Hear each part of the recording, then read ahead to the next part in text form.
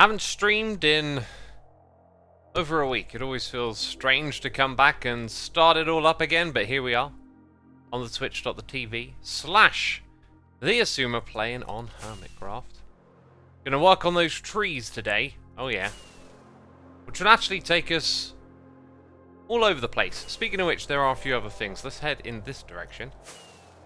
Oh, I'm running out of my precious bone meal to eat. While I've been away, things have changed here and there around the server. But we're going to just focus on these things that need doing. Oh my goodness me. Oh my goodness me. Speaking of things that have changed, that is literally incredible. Property of the crown? What? Ben. What is property of the crown? What does this mean? Let's collect our diamonds. I guess maybe this is now like an official endorsement of my shop over here. Dang. That sounds good. Right? I think it does. I ain't got no more bones for restocking. That's absolutely fine. Thought I'd come over and select those sweet, sweet bling blangs. That thing looks so cool. I wonder what shop that's going to be. Hey, there's a map here as well. Wait, what? I can see that that's the Crown of Champions, the Arca Champions. Dude, this is... Wait a minute. This is like a puzzle. Oh! I'm solving it. Now that bit doesn't look solvable. Some of the bits rearranged.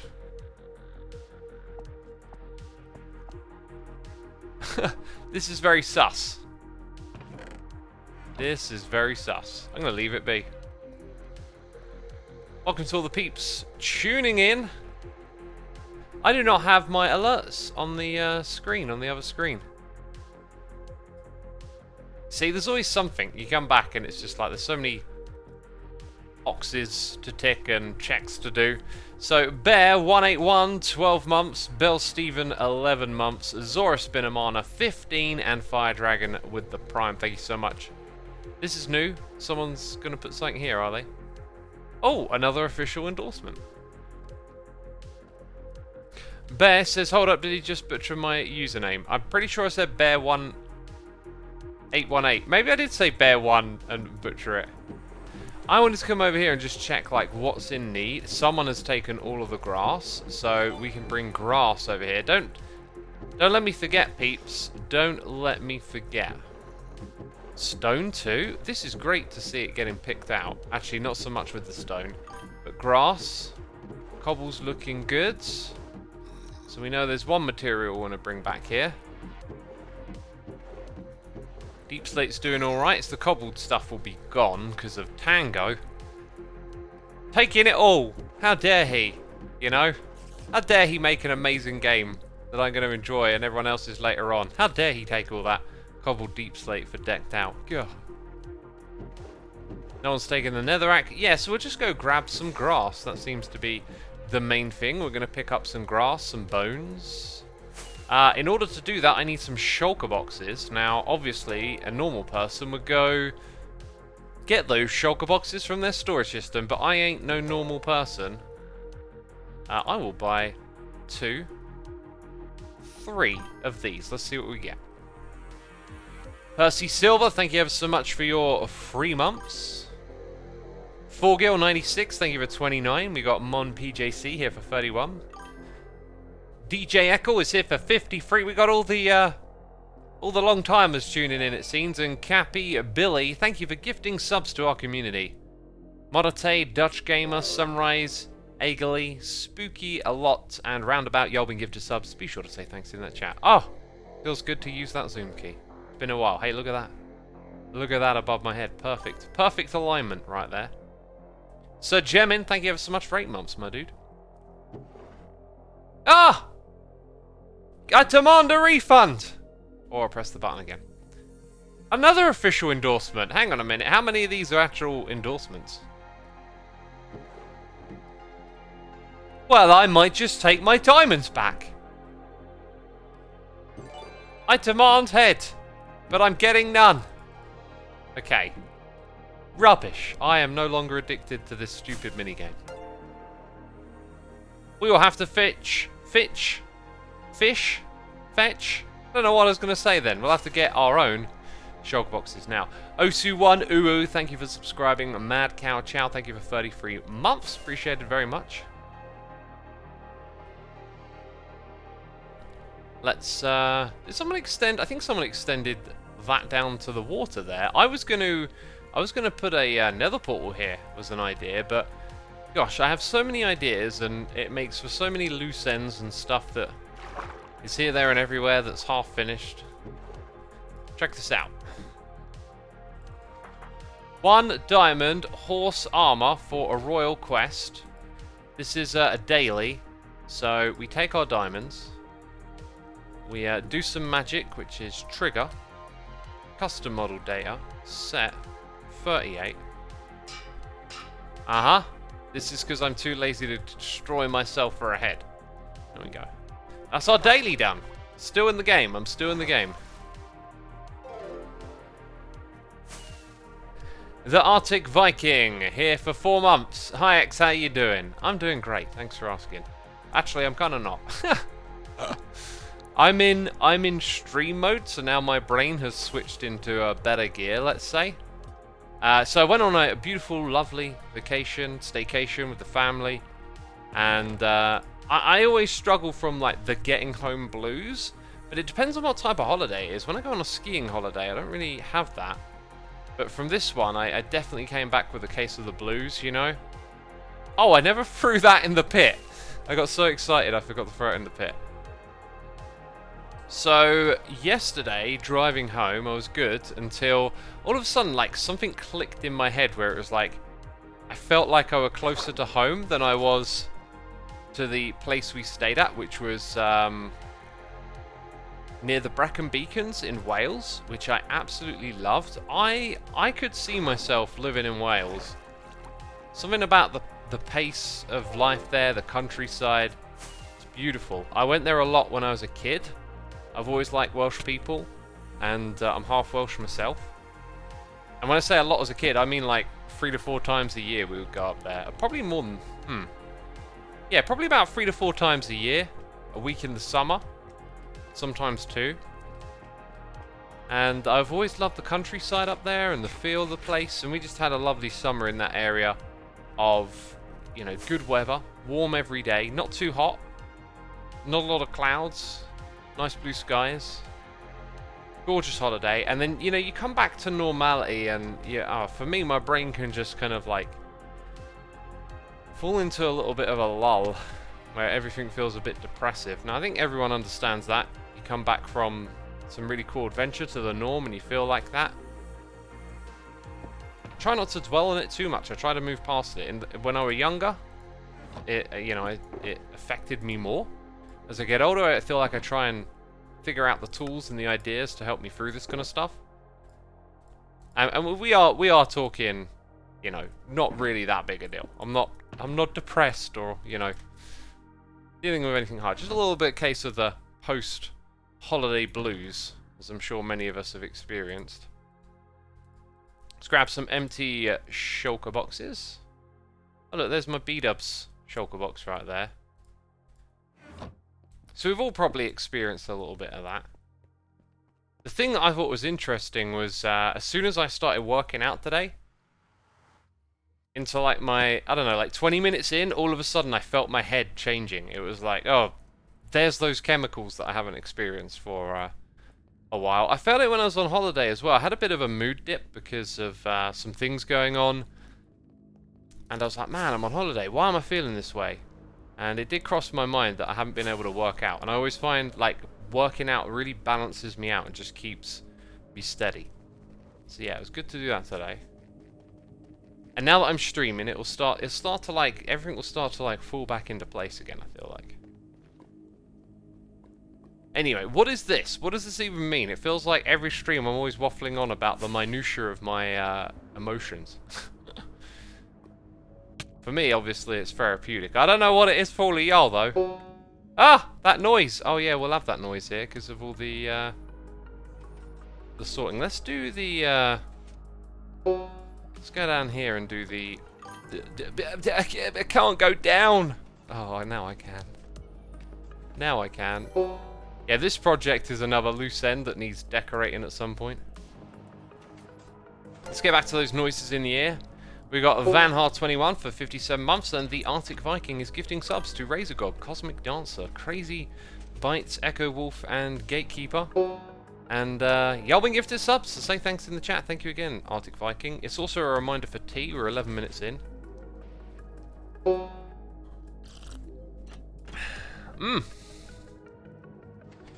Voiceologica says, I'm always tired after holidays, so I'm always happy to settle down. Never felt that. Good for you.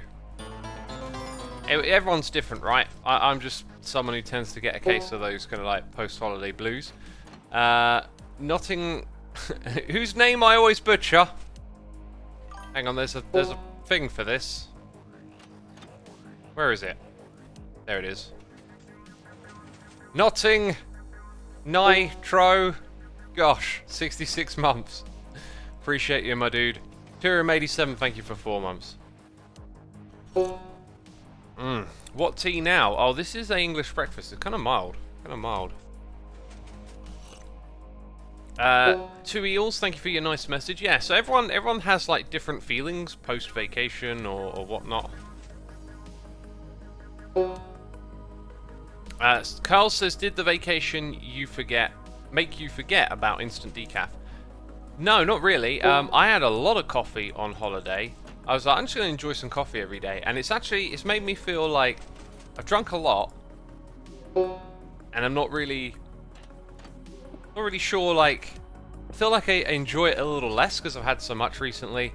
And because it's caffeine, it's got me thinking again, as I often do, like, maybe I should detox or something. So I reckon what I'll do is get through my coffee supply. I realised I brought quite a lot of coffee. And because of that... Oh, what's happening here? Because of all this... because of all this coffee that I brought, I've got, like, quite a big stash. So I think I'm just going to, like, slowly get through it all and then take a big detox. So I'm not going to rush into having a detox right now or anything. But, you know, just take a break from using it. Probably quite a long break, and then just see how I feel.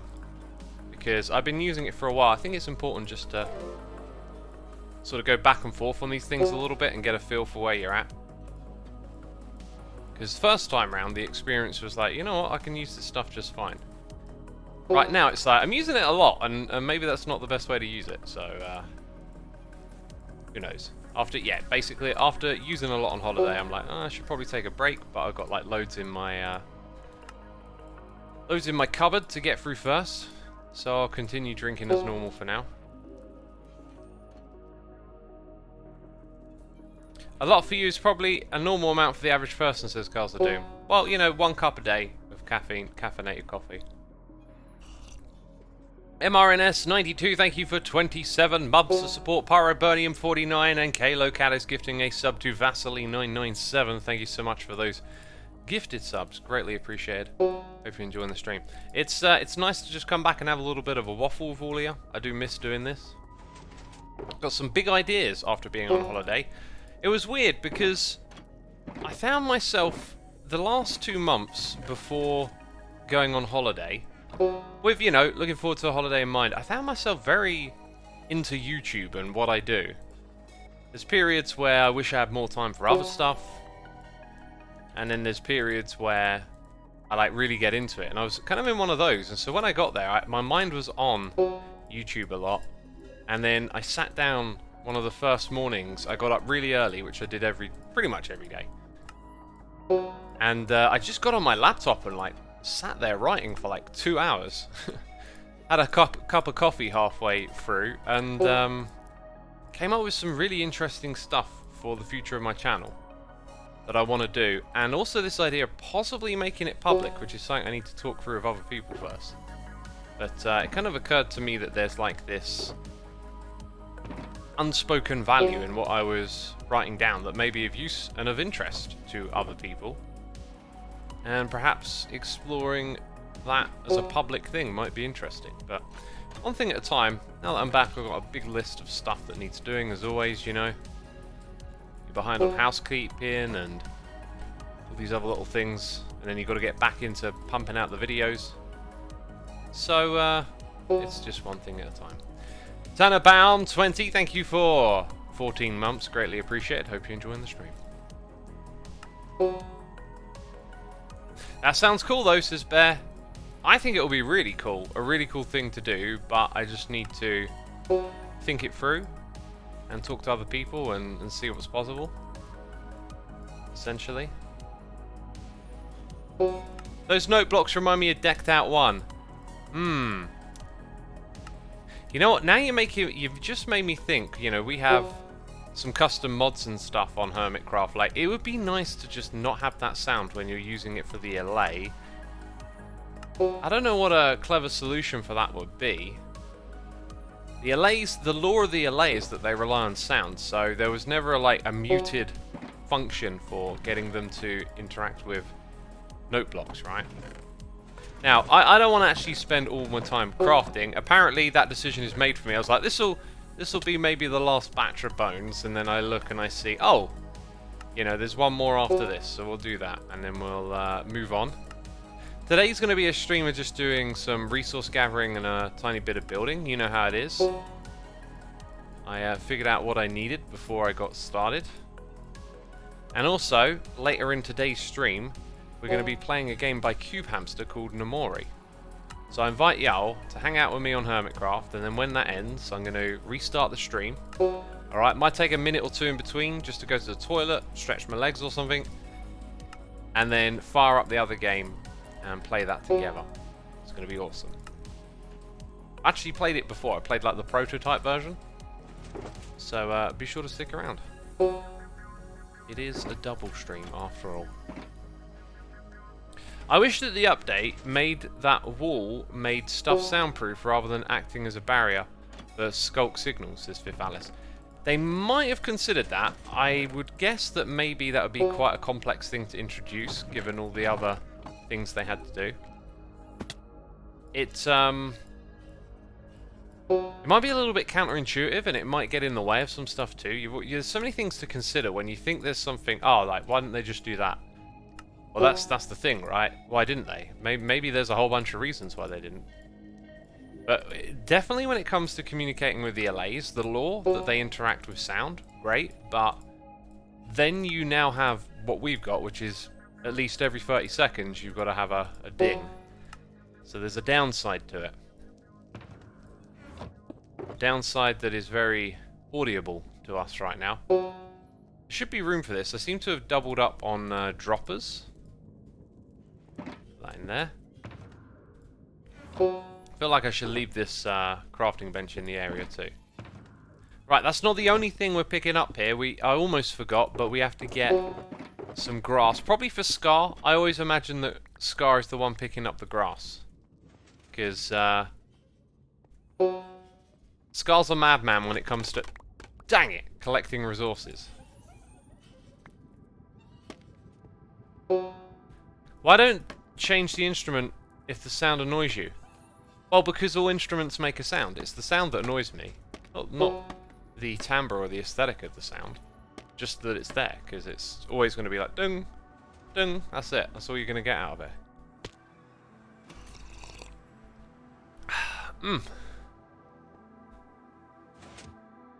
Hide a creeper in a wall silence bot prank, says not... I can never say your name. That doesn't really make much sense, because a creeper is silent, right?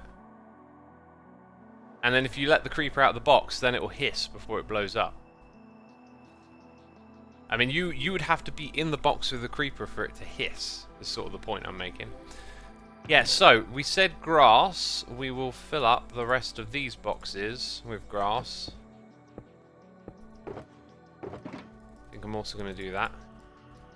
Oh, do you know what? When I was making all my notes today, I just going to realize I got a little bit sidetracked. There was a new, like, mini-game that I want to introduce to Hermitcraft. I'm really interested in games and game design. I have a little bit of trouble with bringing it to Hermitcraft. I feel like a lot of the games that I'm interested in kind of don't quite fit the boundaries of the block-based game, especially in survival. If it were in creative mode, data packs and stuff, could do loads of cool stuff with game design. But anyway, I've got this game that I want to bring to Hermitcraft.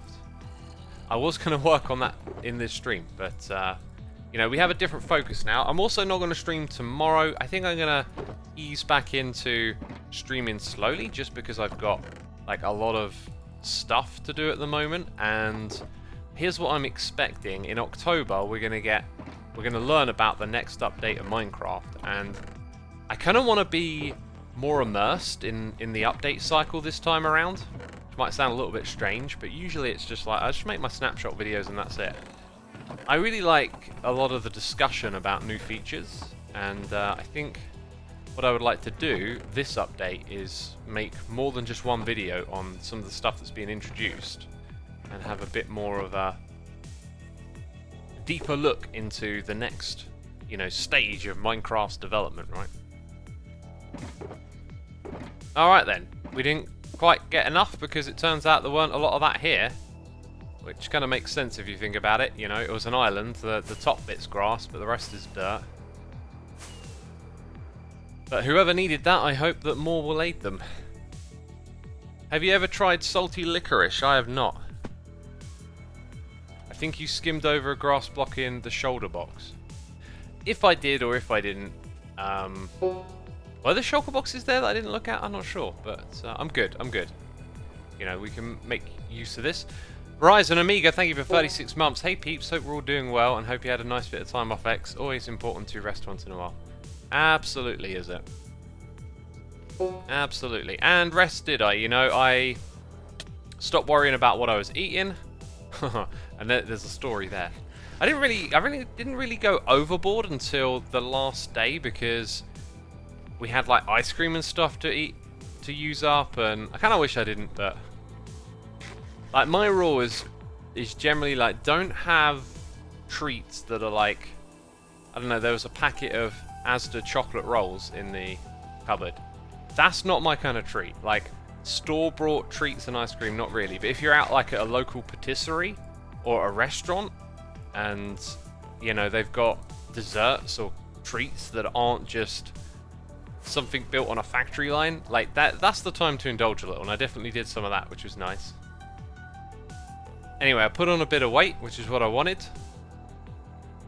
Nowhere near as much as last year. Definitely, you know, didn't indulge too much in the ice cream and stuff, but just on the last day. Anyway, on the last day, or the last night there, let's say, we went to a restaurant. Probably the best one of the whole trip. The first day we were there, we went to a curry house. I've come to the wrong place. I've just, like, not thought about what I'm doing. And in the curry house, they had a peanut butter chicken dish, and I was like, have to try this, and it was exactly what I wanted. It was like a curry peanut butter sauce lavished over some chicken, and it was really thick and really peanut buttery, and I absolutely loved that. That was awesome. But on the last day, we had deep fried brie, okay? And let me tell you this, they brought out 2 big chunks of deep fried brie. Okay, I'm looking at it and I'm like, this is like 2,000 calories right here. And a bunch of cranberry sauce of it. And oh my god, was it so amazing. So amazing. Beautiful food. Sniper 1974, thank you for 77 months of support. Greatly appreciated. Centicore, thank you ever so much for the Prime. Appreciate it, my dude. We got Mom PJC gifting the subs to Math Girl. Bilandor, BFSB90, Tutunoinus, and Maythax28. Y'all been gifted subs, be sure to say thanks in that chat, and thank you so much, Mon. PJC, appreciate you supporting our community. That sounds amazing, says it's Lee Piz. It was. It was, or Lee Please even, isn't it? It was amazing. What I love, I'm the person who always has stuff of other people's dishes when we go out, just because I'm a big eater and other people not so much.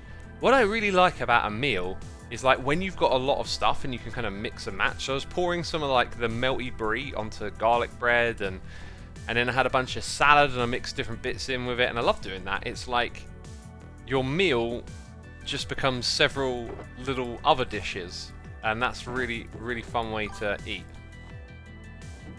So anyway, great holiday of eating, and yeah, just I really feel like my energy levels are different now. The back every day was like lots of walking up and down hills, visiting castles and museums and like really cool stuff, and just having a very active holiday. But coming back from that, I feel kind of like energized, right?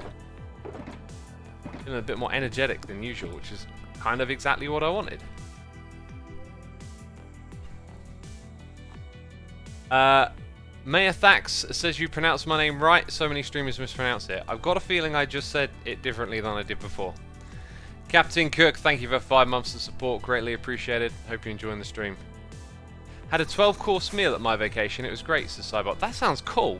I'm going to guess those 12 courses were like all small things, right? So you just get to try a lot of stuff. What's your opinion on carbonara? Isn't that the bread roll? I mean, my opinion is pretty much like bread, like not great in your diet. So I eat as little bread as possible, but I mean, bread's also gorgeous, right? All of that sweet sugar. I try and eat, when I can, more like whole grain, like seeded, half sprouted, wholemeal kind of brown breads. And again, avoid the mass market manufactured bread from factories, like stuff you pick up on the shelf at Asda and Tesco. Try and find that local bakery if you're going to have a sandwich, right? So when we're out in the sticks, a lot of stuff is like local produce, and so it's really nice to indulge in that kind of stuff. Then you don't get those typical taste the same everywhere type stuff. Right, next thing is back to the base actually, and gathering up resources for these trees over here. Carbonara, not ciabatta. Ah, okay. It's the pasta dish. Yeah, again, pasta's like bread, isn't it? It's just those sugary carbs. It's one to avoid, but dang, is it gorgeous. Again, I'd never pick pasta from Asda or Tesco, right? None of that mass-produced stuff. But when in Rome, if you're in Italy, where am I going? then there's the time, the proper stuff, right? There's the time to indulge in it and have some. I ate an entire baguette in under 30 minutes once. I'm sure I could eat a baguette faster than 30 minutes. I usually eat most of my food in like 20 minutes, and I have a massive bowl of food. I do 2 meals a day, which I also didn't do. It was like 3 meals a day to begin with, then like snacks here and there too, and I did all right this holiday. But yeah, I just didn't want to think about it. I just wanted to eat and enjoy, and it was nice to change pace. I also noticed, like, towards the end of the holiday, I'd really liked not looking at my FitnessPal and Fitbit every day. Like, none of that stuff mattered. It was just as is. I think I'd like to learn to use them a little less now that I don't need to use them as much. But that's going to be tricky just because it's such a habit to use them. Dino Cavalt, thank you ever so much for subscribing. You are greatly appreciated. All of you are. All of you are. Thank you so much for tuning in, everyone. It's great to be back. There's a restaurant in town near me that has great food, and a lot of their ingredients are from farms around the area, and it's just so good. It's not super healthy food, but it's delicious.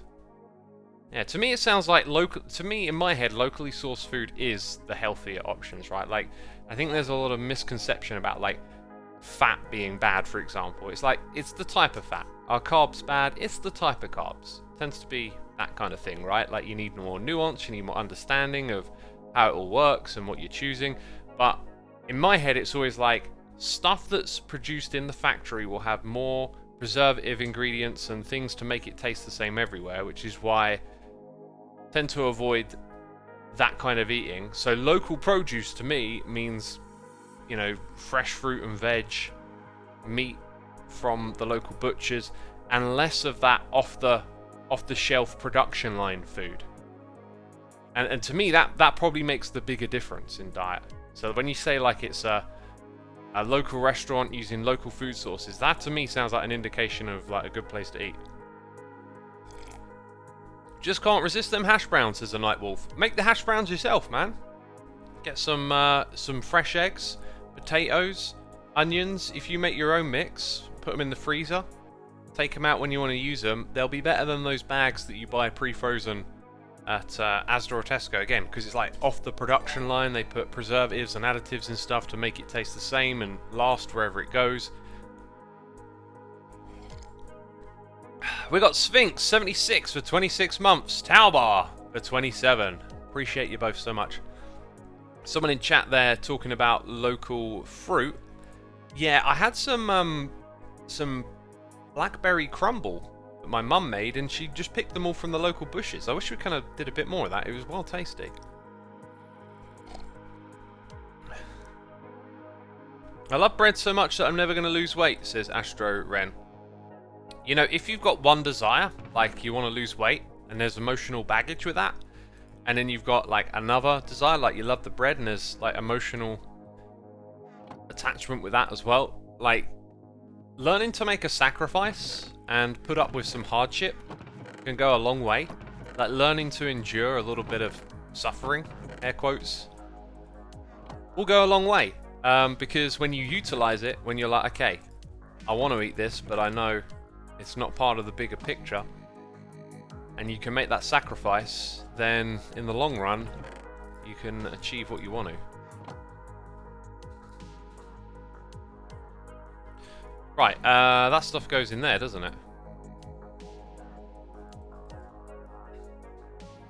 I also listen to a lot of... That's the one. I also listen to a lot of music on holiday from, if you read my music blog, recently Andrew Odd and Time Wave. And I like found those records right before I left and listened to a lot of those and really enjoyed it, especially like driving through the countryside with some of that stuff on. I'm a chef at a local food restaurant, and I can tell you for sure that it doesn't necessarily make it healthier. We make southern comfort food, but it does generally mean that the kitchen has put enough work and love to make the healthy failings worth it. Says 5C Good Stuff. Yeah, you know, it'd be interesting, like, what is your definition of healthy then? Like, if you're cooking cakes and, you know, those sorts of things, then yeah, sure, not going to be on the healthy spectrum. I noticed there's like differing understandings of what we define as being healthy or not. So when you say local produce, and I'm thinking eggs, meat, fresh vegetables, fresh fruit, all of that stuff's like the good stuff in my mind. If you're talking about, I don't know, making white breads and rich pastas, and you know, maybe not so much then. Are you into soy yogurt and similar alternatives, X, says Ferdinand? Yeah, I like that stuff, but I don't have it a lot, because what I've learned about some of those soy products is that unfortunately they end up being kind of hyper processed, like the not meat stuff. Like ultimately it's like it's advertised as like vegan being healthy, and so these like meat alternatives come along, and then people lump them in their mind as like being healthy alternatives, but actually they're like really processed products. So the meat alternative stuff, it is just loaded with all kinds of additives and whatnot to make it taste like meat, and this is the stuff that ain't that great.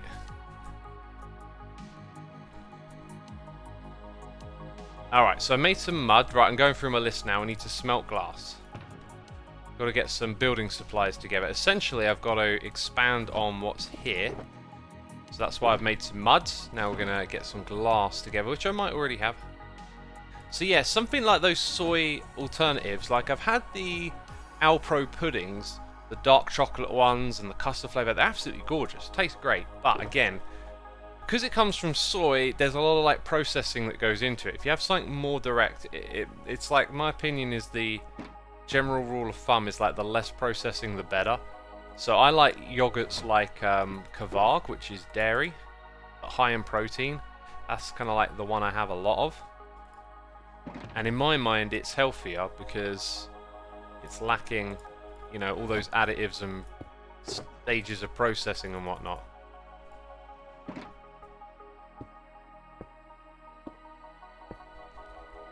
Would you recommend changing your eating habits or the gym more, or both at once, says Astro Ren? I think what you should do is try and make changes that are incremental and easy to gain, right? Like, there shouldn't be like these big shifts, like, right, I'm going to ditch eating the Big Macs and eat salads every day. It's like, well, you're gonna fall straight back into that other one, because that's difficult.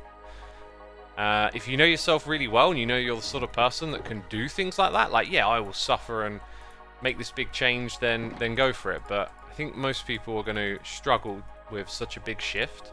So it's about like making little incremental changes and picking the ones that work and then sustaining them.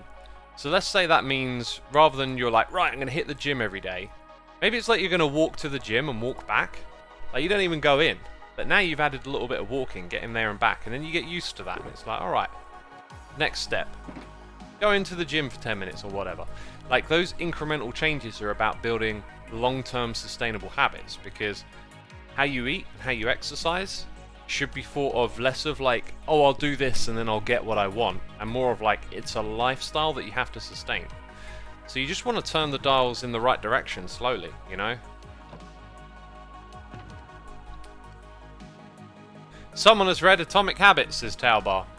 Yeah, I read that book. When I read it though, it was like I was already, you know, I'd already sussed this stuff out through my own experience, right? Like, I really enjoy that kind of stuff and reading those books, but a lot of the time it's like, this explains what I've been doing, if that makes sense, you know? Like, just kind of ends up reinforcing, or giving me a deeper understanding of the ideas. Astro Ren says, thanks for the advice, X, really appreciate it. You are more than welcome, my friend. More than welcome. Right, where's this list of mine? Because we're smelting glass, we've picked up amethyst blocks, but we've got to go get some clusters next, which would be a little bit of a trip of its own.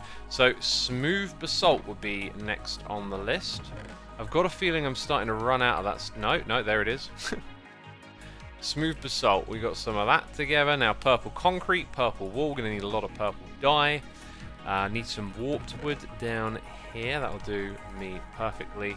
Some more cobbled deep slate, some diorite. Those are going to be over in these chests. Or somewhere around here at least. There we go. All of that stuff goes into this one.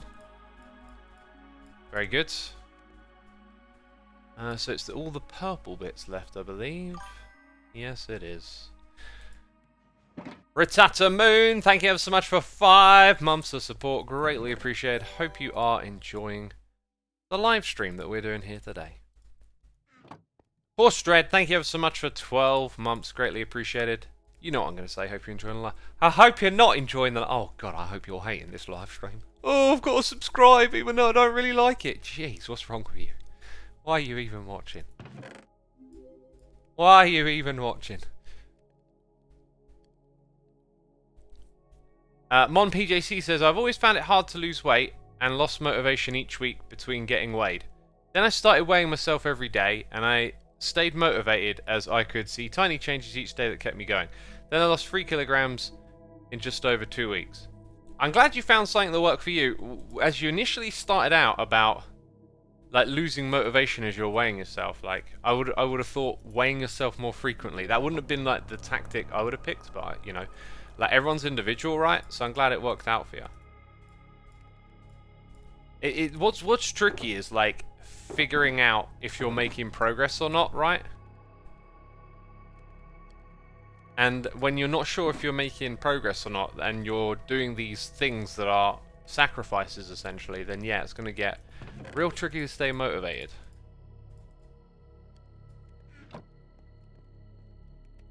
There are so many people that talk and focus on losing weight, yet I'm here struggling to gain.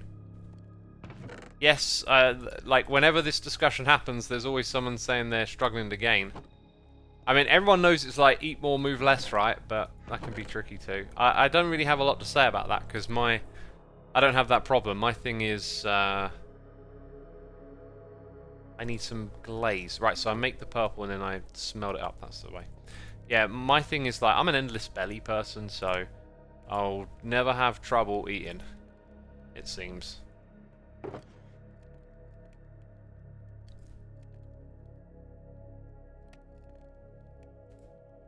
Alright, here we go. I'm going to put this down and then get some fuel.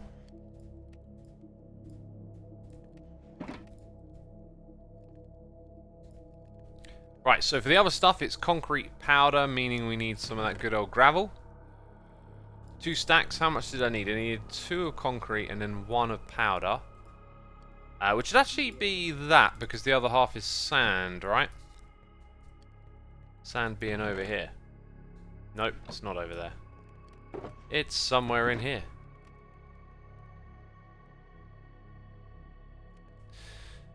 If I can find it.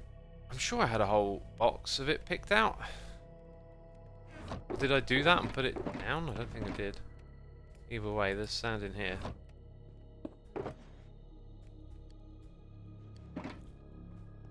Right, so purple concrete powder, 3 stacks, 1 of which is reserved for this spot over here, and the others need to get made up. And peeps, we're going to take a moment right here to switch the old standing desk, but I'm also going to nip to the loo, so don't go anywhere. Hit the follow button. I'm going to be right back, my friends.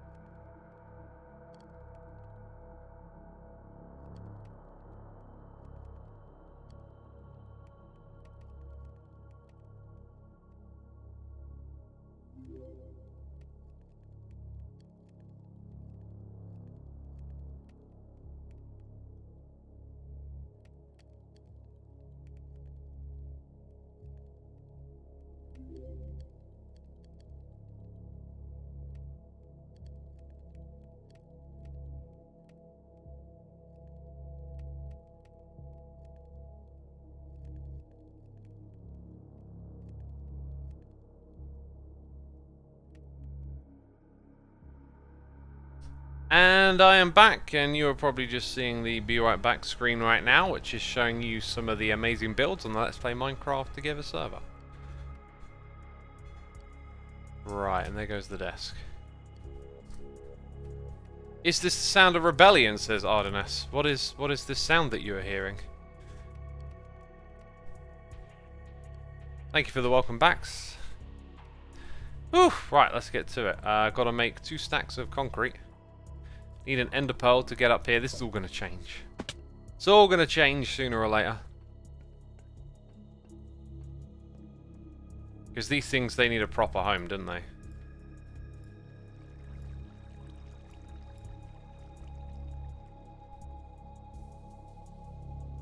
Dang it, Curls! That is the most amazing and useful picture that has ever been shared. Y'all missed nothing.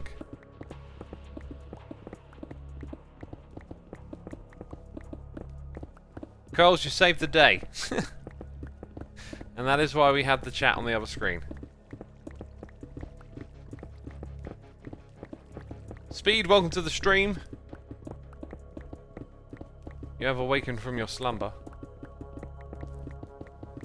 Sleep on holiday is always different, right? Like, sometimes you struggle, sometimes you get really good sleep.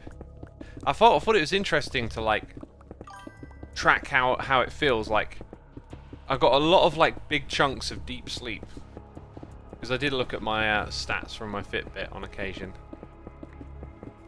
But also, like, way less sleep overall, just because it was, like, staying up late and getting up early to do stuff, you know? What I thought was funny was, at no point in my mind did, like, the thought of ghosts or anything like that cross my mind.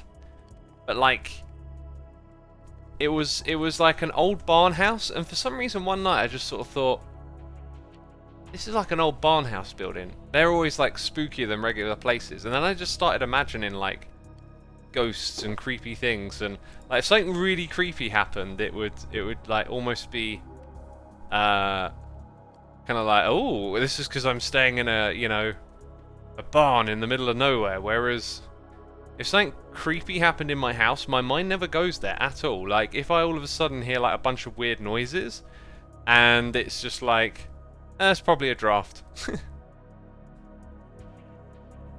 Right, we've got to go get the Amethyst clusters, and we got to... Let's see. Dang, done so much on the list here. Smelt the glass, which I thought would have been done by now. Jeez, it's taken a wee. We've done so much while this has been smelting. Do you know what? Half a stack will probably be more than enough. Wait, that's got to be turned purple. I'm not sure how much of that. Actually, I think I'm just going to leave like some glass in here with the purple dye, because I don't think I need a crazy amount. Wasn't that supposed to be glazed? Wait, the glaze is there. Got it, got it, got it, got it.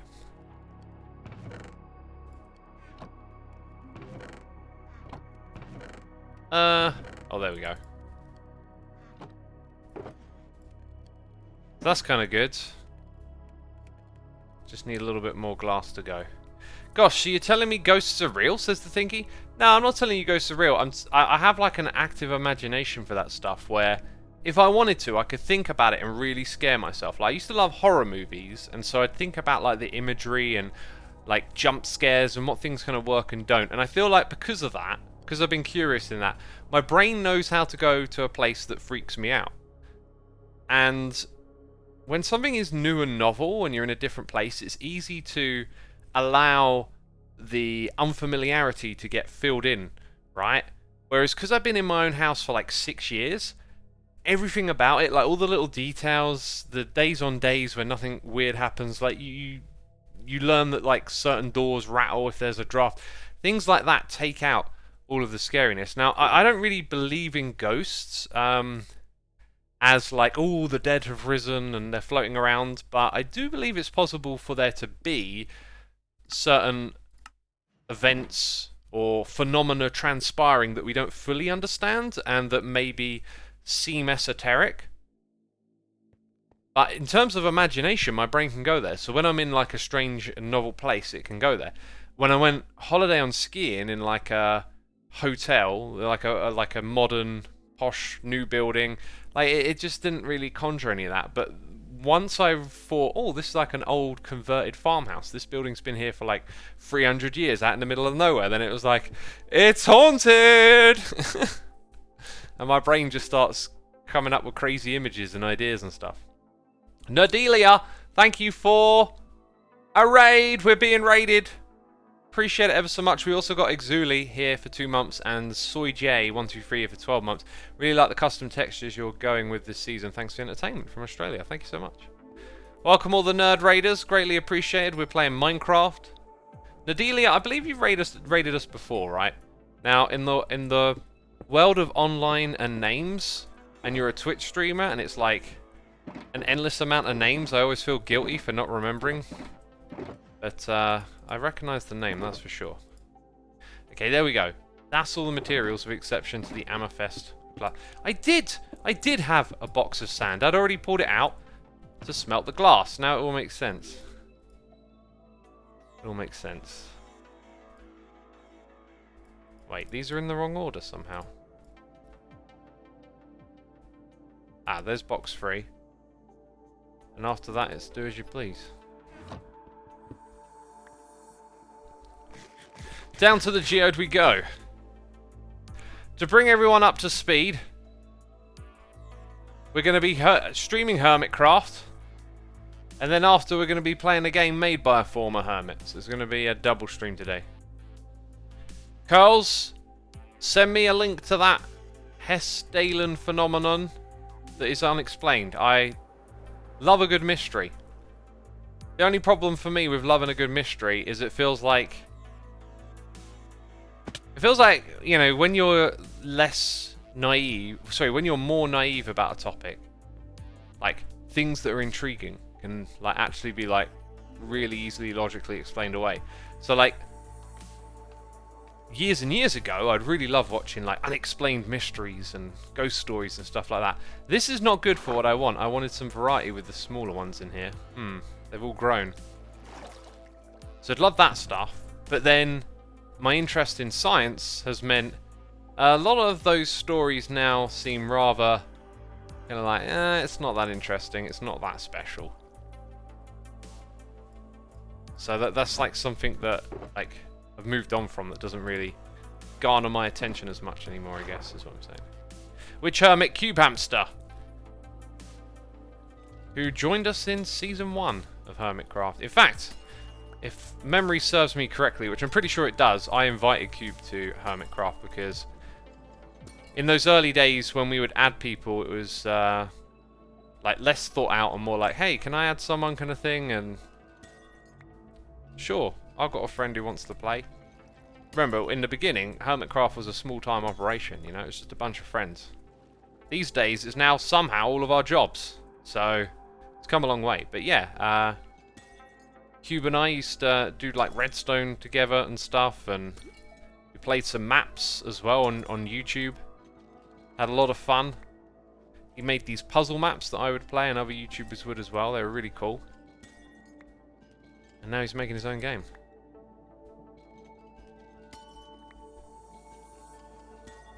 I really love the paranormal and believe they are real, and I don't understand why people think they are scary, because most spirits are good unless they died in a not good way, and most spirits stay on Earth because they can't find the way to the afterlife. The only ones you should be scared of are the creatures, the inhuman ones. Yeah, so like everything you're saying there doesn't really add up for me, because I like this idea of like, if you were to, I mean, I'm going to use religion as a bit of an example here. And you could probably, you know, if you have a lot of faith and whatnot, you could probably push back against this way of thinking. But like, if you removed all of us from Earth, all the books, you know, all the buildings, all the legends and the histories of us on this planet, and you started again, to me, it would make sense if things like stories about ghosts or religion or those kind of realms would re-emerge differently, you know, different stories, different fables, but science and physics and mathematics, maybe not so much mathematics, but measurable things in the world would emerge the same. Like we wouldn't understand gravity differently if we started again and built up knowledge again. So I've never seen anything that reinforces ideas of like how the afterlife would work. It tends to be just very individual. Like the way you've articulated your take on it, someone else would come along and articulate their take on it, and then there would be slight differences. So for all the people that believe in such things, there's always individual variation. Whereas with a scientific investigation, the idea would be that the outcome is always the same each and every time. Like gravity, the way we'd understand gravity would always be the same, or the way we'd understand the spectrum of light, or the speed at which light travels. Always, every time you hit the reset button on humanity and we start again, and it you know, different variables in the beginning, and it all unfolds differently, it would always emerge the same. And so it falls into that category of, to me, like there isn't a way to measure any of this. It's just someone's opinion, and they often rely on stories of like, oh, but so and so definitely saw this, and that to me is like not a great starting point, because you know, human testimonials are some of the most flawed. So I get these hitboxes up. So there's little in the way of a narrative of, oh, it's like our spirit after we died or whatever, that has any kind of scientific rigor of being an experiment that can be reproduced. It's always just like a kind of story based on people's feelings, and everyone's feelings are different, so everyone's version of that story will be slightly different. And so it doesn't really appeal to me to look at those sorts of phenomena in that way. I'm more interested in like, okay, let's say we capture something ghostly on camera. Like, can we actually get to the bottom of what this is? Can we figure out what happened? And can we recreate it? Can we understand it? And all of that esoteric thinking deeply resists that kind of analysis, and appeals much more to human emotions. And so I don't really like gravitate towards it at all. Like horoscopes and star signs and all this stuff. There is occasionally some scientific basis in some of this stuff. Like there's known astral phenomena of I don't know, big bodies or entities of galaxies moving in distant directions that have some sort of effect on gravity or whatever around where we are, but usually it's like there's a sniff of that and then it just gets embellished into some esoteric story. So, you know, each to their own. Everyone's entitled to believe what they like, but it's believe is the thing. I feel like it's like the word itself is the one thing you want to get away from. Like less belief, more proof, or like more recreatable methodology to show this is exactly this.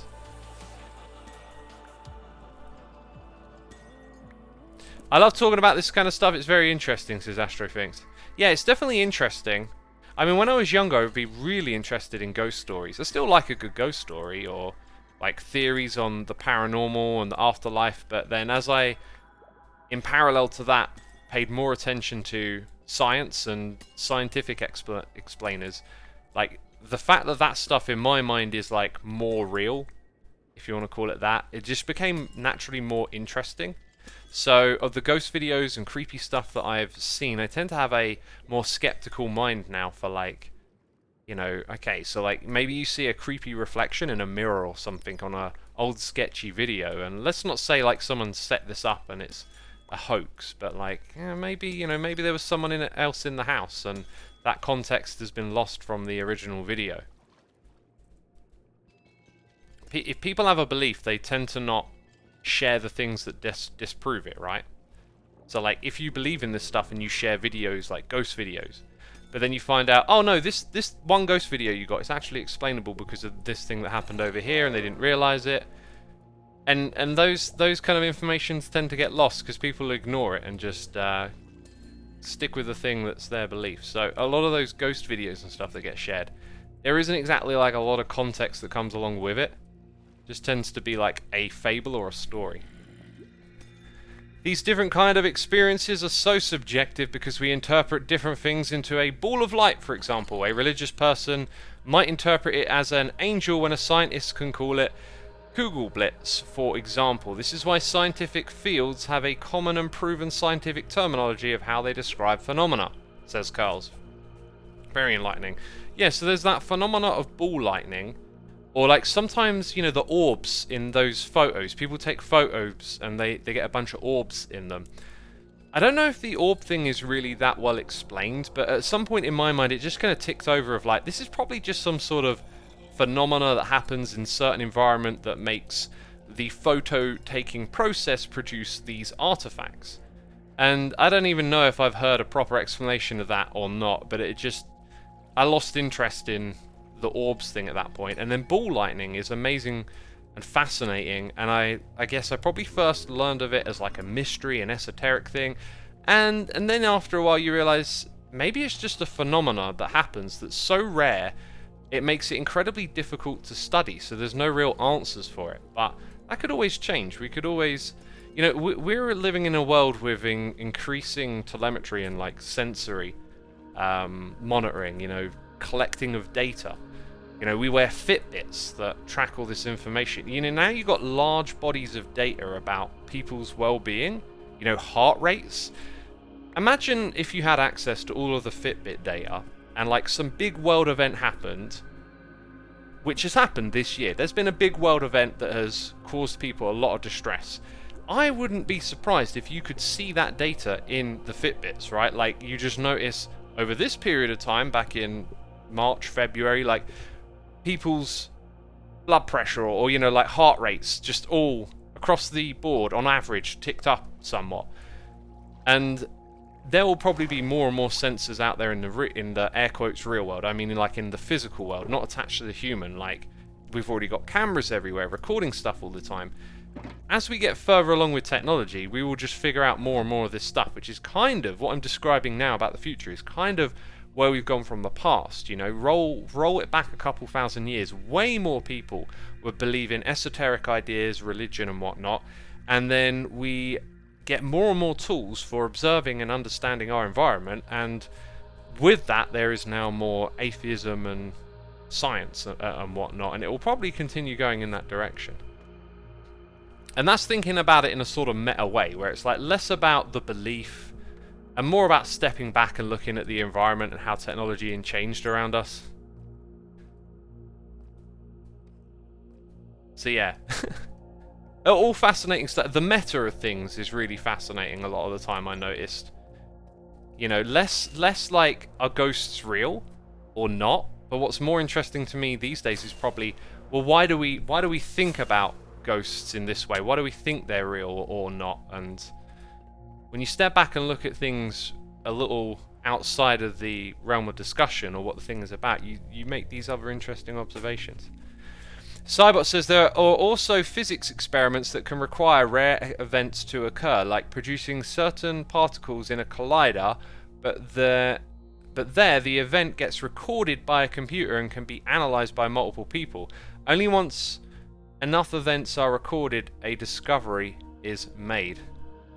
Yeah, what they're doing with particle accelerators is fascinating.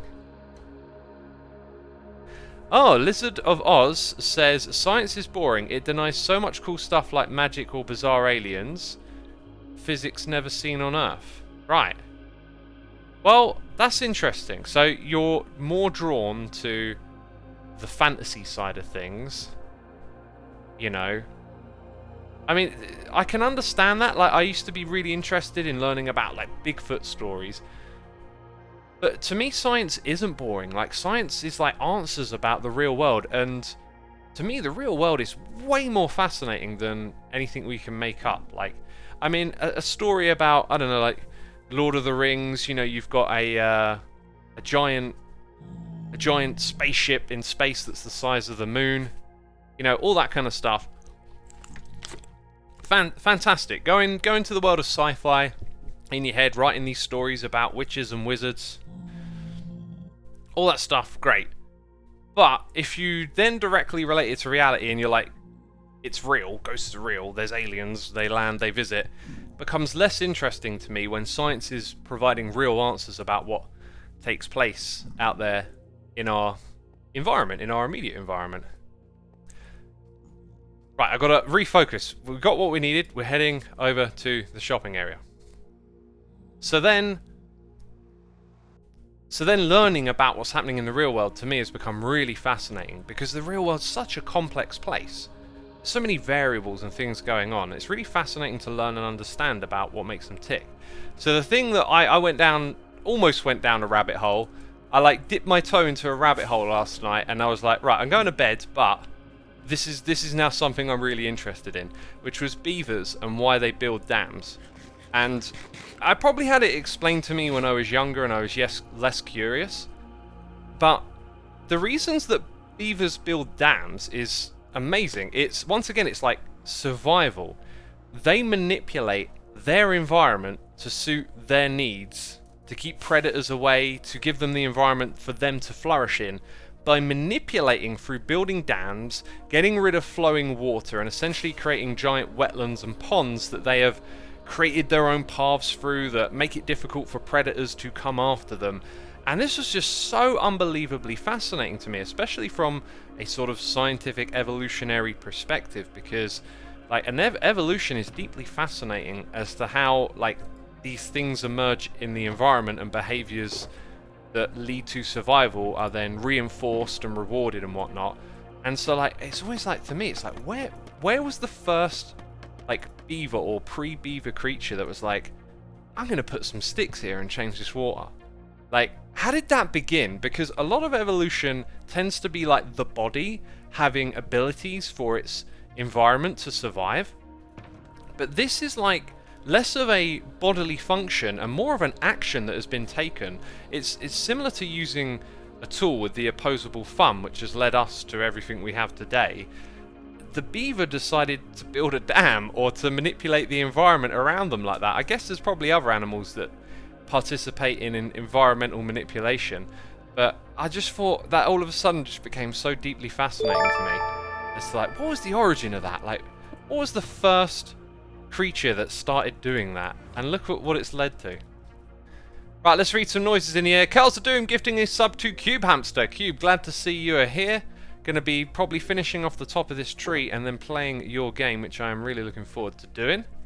Thank you for tuning in, my dude. Marmot95, 36 months, 3 years. Purple Frog, cheers and biddies. I tried so many diets and I was never able to follow for very long. After the last try, my husband saw that I was at the end of my tether and that I was getting heavily depressed about it. He looked around at how he could help me and he found a hypnotherapist and I gave it a try. I have now lost 10 kilograms and do not feel that I am denied food, but I've found a new way of eating, healthier and more satisfying. Dude, that is so awesome to hear that you found something that worked for you. I also have a question for you, but first of all, thank you for the cheers and biddies. My question is, when you say you tried diets, I find this personally like a little unhelpful way to think about it, because it's like you eat one way and then you take on a new diet and you eat a different way, and your body is used to what it's used to, and so you're going to essentially make it scream at you if you just shift to a different diet for most people. Like the one thing I always recommend is the slow turning of the dials. It's not about stopping all of the Cokes and the McDonald's, but it's about like slowing them down slowly over time and moving on to something different so that you shift your body into a different diet. I mean, that's the one thing I would have recommended, but if you found, you know, something else that works, that's awesome. But yeah, my question is, like, did you try your dieting in a sort of like slow shift, or was it just like a big jump from like, now I'm going to eat like this? Because that tends to be the common thing I hear with like just jumping onto a different diet, is that you tend to like crash out of that pretty quickly. For me, I never did that, you see. I think I definitely had some like shifts in diet here and there that I can remember, but that was when I was way more into this idea of like enduring those difficulties in order to get something else out of it. Because like I did the vegetarian thing for like 7 years and vegan for a little while, so those were some like very conscious diet shifting choices. But most of my progression from a bad diet to a good healthy diet has just been like incremental over the years, to the point where like now it's like you might think it's crazy. I'm always eating like vegetables and salads and stuff, and it's just because I'm so used to eating it. It's what I like.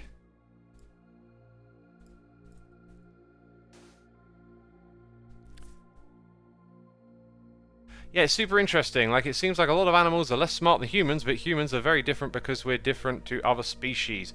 Even those small things like beavers making dams on water because they know a lot of predators on land, it's harder to reach them in the dam. It's very interesting. Yeah, it really is. Just how like that phenomena, like did it work like once or twice, or you know, how many times did it have to work for it to start becoming a survival strategy? Like a lot of evolution is described through mutations, like, you know,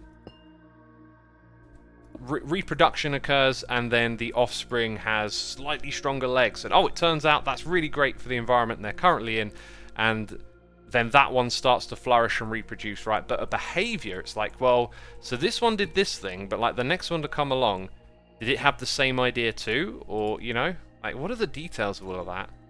These are like questions that are obviously insanely difficult to answer, and a lot of it ends up just being theory and speculation with the best of our knowledge to hand as well. But yeah, it's just those questions, they deeply intrigue me. Just thinking about when I was on holiday now, like there were lots of sheep in the fields. Love sheep. I walked a long way into these fields, which we were allowed to walk into, by the way. And I happened to be sort of herding the sheep to the last field, right? Like it's like a dead-end field. And I didn't really like realize it until I got there, because they always walk away from you and then they go through the gates. But I was actually funneling them all into one field with my walk. And then when I got to the end, I noticed that the sheep now stopped moving out of my way and looking at me. And some of them started walking towards me. And I was like, I'm pretty sure sheep are like passive and don't attack. But I have just pushed them all into this one space. And then this one's this one and that one over there, they've actually started walking towards me. And so I was like, I'll just turn around. I don't want to, like, you know, I don't spend a lot of time in nature. Maybe if you grew up in Wales, you would know. Yeah, sheep are fine, but if you put them in a corner, they will defend themselves. Who knows? We need someone from Wales to let me know. There's more sheep in Wales than people, which is amazing. Purple Frog says, in my case, it was food obsession, but now I eat pretty much what I want. But it is more 3 meals a day, and be conscious about how I eat and listening to my stomach and not my head. Not really what I eat. That's great. That's great, yeah.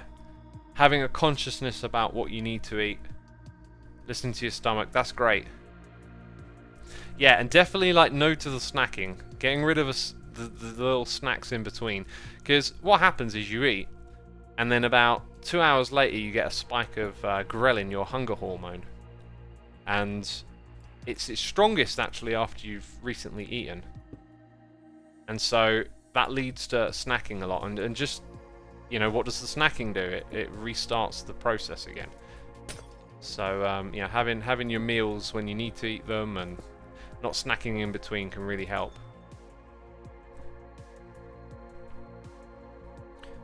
And then I tried in turn WW. I don't know what that is. Weight Watchers? No sugar, no fat, no fat. See, that's just such a big shift, right?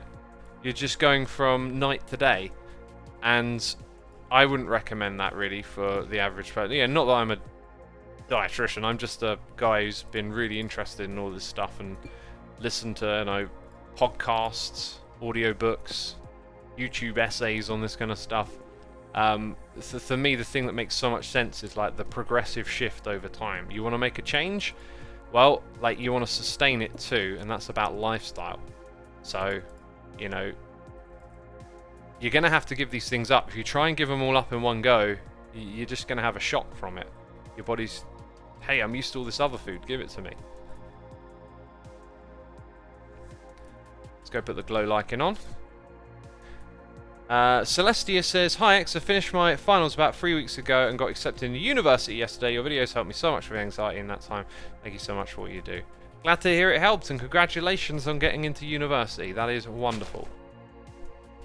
I hope you do well there. I always love hearing about, you know, people going to uni and getting educated and whatnot. I never did that myself, and like now as an adult, it's like learning is like a big curiosity for me.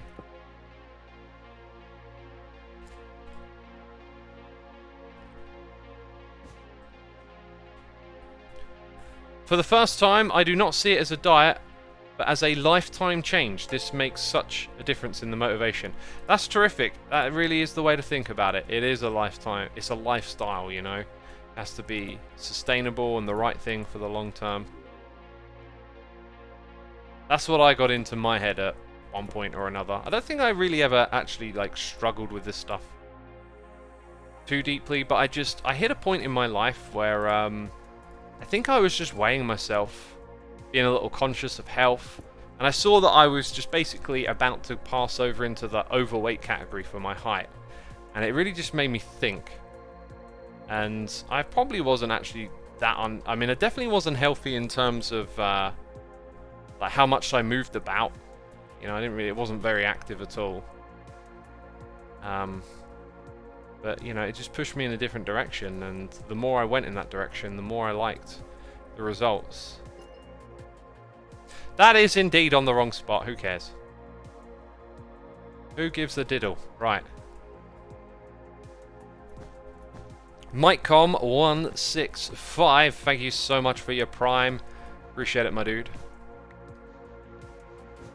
X, do you think that bees and ants are like beavers when it came to adaptation and survival? I would have to definitely think on that a little bit more to give some comments on if I think they're alike in some way or another. But what I will say is another fascinating relationship in the evolution of species is like bees and pollination. That's incredible, like that there's that synergy that evolved between those two. Again, all this stuff just gets me really curious. Probably said it a gazillion times now.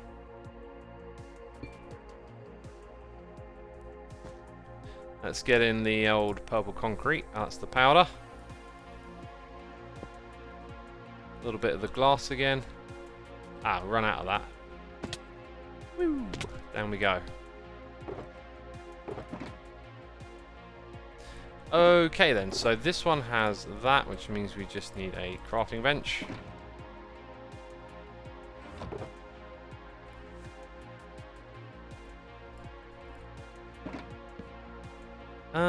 Yep, that's what we want. Oh! That must be a vanilla tweaks thing.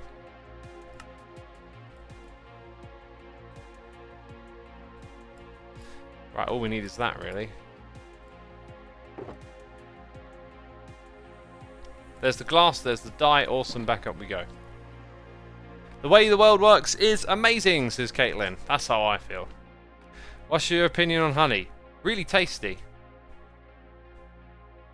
Hey X, I don't really know how Light Matica works, but I saw Pixel Riffs the other day, and he uses middle click with invisible blocks. Maybe that's faster.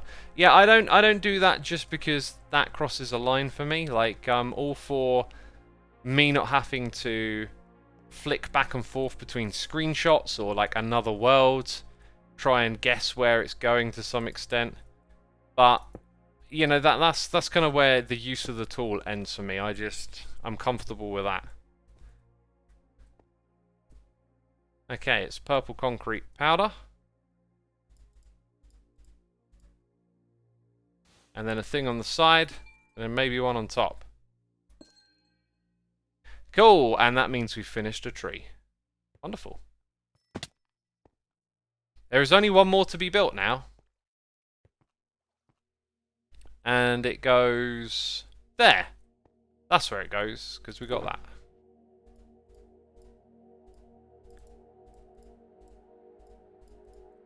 And we got this one too. For all the other bits. That's my food. Dem's me rockets. All of this stuff stays over here.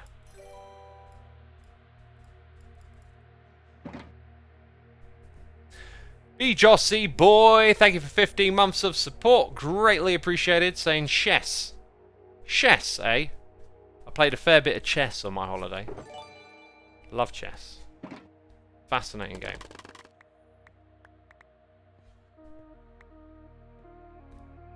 Professional Gnome says, what's your thoughts on dreams having meaning? Interesting question. You know, like, what is the meaning of life?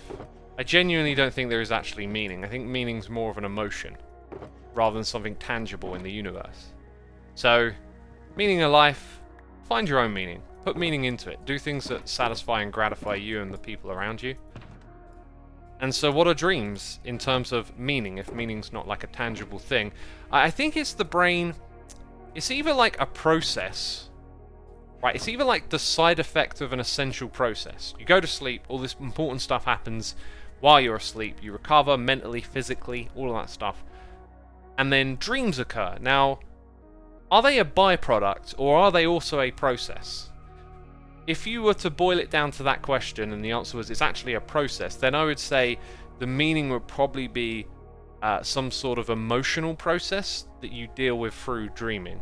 Like, everyone dreams of things that have significance, or like people pop into you know, people from memory or present or in your dreams, people you care about.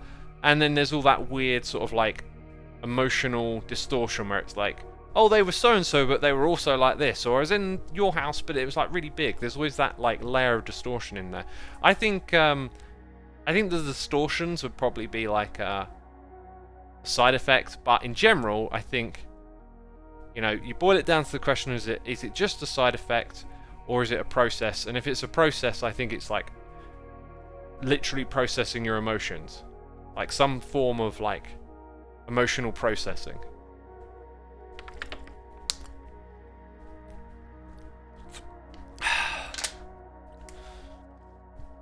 I think dreams can be influenced by what's happening in your life. Sometimes you assign meaning to them when they don't inherently have a meaning before. A few times I had a dream where I met an old friend and it inspired me to get in contact with them. Now that to me is like your brain remembering something and giving you a push of like, oh yeah, remember this person. That could have been random, or it could have been because you had a subconscious desire to reconnect with them. I mean, if they have meaning or not, if you can remember them and they give you some sort of push or some room for thought, to reflect, to introspect, then that is a valuable thing to have. And I think that you should take that. You know, if having a dream creates a state of mind that you can respond to and improve as a person, then take that. Puppy 555JJJ33, thank you for subscribing. Sorrel the Soul for 30 months. Failsafe is here subscribing. Just Sassin, the one, the only. 30 months of support, almost flew into a thing. Thank you, everyone. Appreciate it. Here's what I'm going to do. I'm going to stand here. Let's get a nice dynamic view of this chaos that we saw. Oh, God, that's not dynamic. This chaos that we saw earlier. Yeah, that right there. That's my shot for the day. Uh-huh. Mr. Doomdad says, what are your thoughts on lucid dreams? I've done a few experiments with trying to make them occur in the past. To varying success. They are obviously a thing, but at the moment I'm not really trying to do that. Just occasionally they get a bit lucid. I could comment on that more another time, because I know I've thought about it a bit deeper than that. Hey, we got gifted subs from Rabbit Turtle 2259 to Unka Buku, Stomp M, I'm Catchy, Hurricane TJ, and John AF Stock. Y'all been gifted subs? Be sure to say thanks in that chat. Appreciate you, Rabbit Turtle. So, your king has doth decreed a new law to be thusly obeyed. Those caught in the breach of the law shall doff, what is that? Be punished. So saith his royal dogness, King Ren the King. What is... Hang on. I'm not really paying attention to what this is. The royal message board of the king. The king has decreed a new law. Alright, so there's a new law. Why does it say page when they're just on signs? Okay, so yeah. Breach the law, you're in trouble. I understand. Page 3. The first law. Thou shalt not make quests. Well, I haven't been making any quests, so I don't think I'm in trouble with the law right now. Dang. Whew. I'm all good, apparently, I think. Well then. Let me tell y'all. There's another one of those. What is transpiring next? We are playing a former Hermit's game. Cube Hamster is here in the chat as well. It's his game, Namori. And I actually played a prototype version of it before. So I'm going to stop the stream. Then it's going to come back with the new game. So don't go anywhere, peeps, and hit the follow button to get notified of all my future streams. Let's wrap it up. I will say a big thank you to everyone who subscribed, resubscribed, donated, and cheered. Thanks to all my mods, patrons, and the peeps gifting subs. Y'all are appreciated. And I'm actually just going to be right back in a moment. So there we go. It's the end of this one. Let's start the next.